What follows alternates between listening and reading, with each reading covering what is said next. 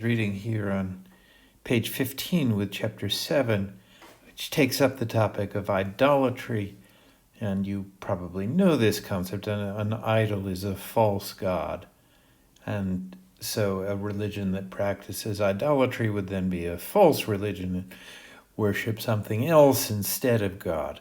And a truly religious person might somewhat be offended or feel that there was something deeply wrong about toleration that protected a religion that was idolatrous. That toleration then would seem to put the false and the true on a position of equality, to make them equal. And that could seem deeply wrong. I imagine, for contrast, that you might tell a true scientist, a geophysicist, or an astrophysicist that the science must tolerate the members of the Flat Earth Society.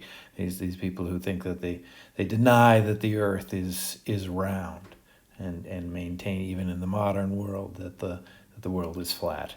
And it would seem to such a scientist that there was just something misguided at saying that, well, that's just an opinion and everybody's entitled to their opinion, and that you who know the true shape of the earth must tolerate that. That would seem to be an opinion hostile to science. The ethic of toleration would seem to such a person to be simply hostile to science.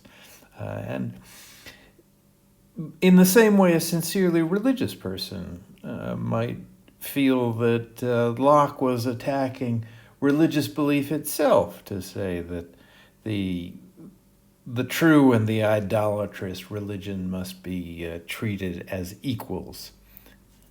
And Locke, to be sure, wants to avoid any suggestion that he does not recognize the great importance of religion, and we see that at a few important points in today's reading. We see that is here on page 18 in chapter 8. If we look at this paragraph here at the top of the right-hand column, he's strongly in favor of religion in this part of his text. He begins by repeating the important principles of religion, that we have immortal souls. And here in this point 1, he makes his perspective very clear. The things of faith are the most important things. That nothing in this life and in our material world can outweigh what matters in the next world, because that's a matter of eternity. This world lasts for a little while, but the next world lasts forever. So not only is religion more important, but its importance can't be compared to the things of temporal life. That's what he says, at least at that place. If we look at the end of chapter 8, here on page 19, this final paragraph, he gives a very strong and striking statement. What we really care about is our eternal next life, and that gives us priorities. First, we owe our obedience of God, and only after that to the laws of this world. And so Locke never forgets what he takes to be a kind of duty, that he should be making the things of religion equally important, and perhaps that's not strong enough, more important than the things of this life.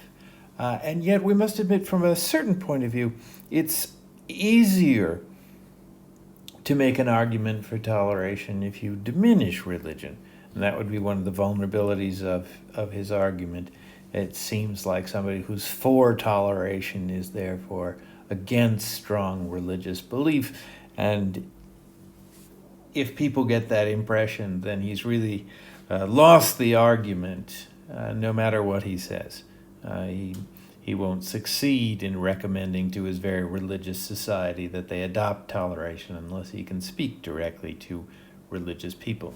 But it's an interesting question for us, that especially since we in later centuries have extended the principle of toleration to all sorts of things. Many opinions that are not expressly religious or don't relate to one religious sect or another. We tolerate things like sexual orientations. We are urged to tolerate in the modern world. And if toleration should follow from not thinking that the thing you are tolerating has a right and a wrong, then that would seem to diminish the thing itself, or at least threaten to diminish it. If one reason to tolerate things, of course, is that they're not very important. It's always easy to tolerate something that doesn't matter. After all, we will tolerate other people who choose a favorite color that is perhaps different from our favorite color. And that's easy enough to do. And why do we do it? Well, who cares what your favorite color is? You like yellow and I like blue. Who's going to make a fuss over that? It's extremely trivial. And then again, we might say, well, there's no such thing as a best color. You can pick your favorite, and that has nothing to do with anybody else's favorite. You can't be an idolater and practice a false worship of the wrong color, because there just is no such thing. That seems a natural attitude. And so a similar attitude about religion would support toleration, but it seems to be a threat, perhaps, or is an attitude that we might wonder about whether it's accurate and whether it's good. If we put the same attitude over on religion, if we thought, well, the reason we tolerate all religions is it doesn't really matter which kind you are, or perhaps the reason we tolerate religion is that they're all equally true because they're all perfectly false. They're all different forms of error, and so who cares whether you make this mistake in your most important beliefs about the soul, or that mistake in your most important beliefs about the soul.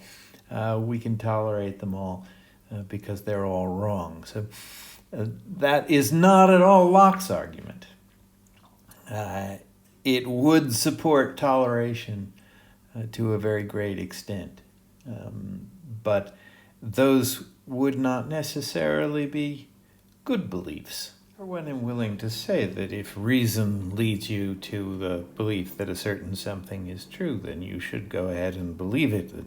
If you think about a thing seriously with the best arguments you can come up with, and that argument seems to lead you toward a certain true thing, then you should accept it and live by it. And the possible resistance that people have, that perhaps it's not a very cheerful truth, or maybe it's not helpful, maybe it'll make yourself or other people less moral, that those concerns shouldn't stop you from believing a thing if reason says that it's true. And yet, I'll say all that but I don't think that means that cheerful truths become, or depressing truths become cheerful because reason forced you to accept them, or that unhelpful truths become helpful because reason led you there, or that they will start making people moral when they're really true, when it seems they might contribute to people being less moral. I think all of those things, the mood of a truth, the cheerfulness or the happiness or the helpfulness, the decency of a truth can all persist, even if we are forced to admit, compelled by reason to say that the thing is in fact true.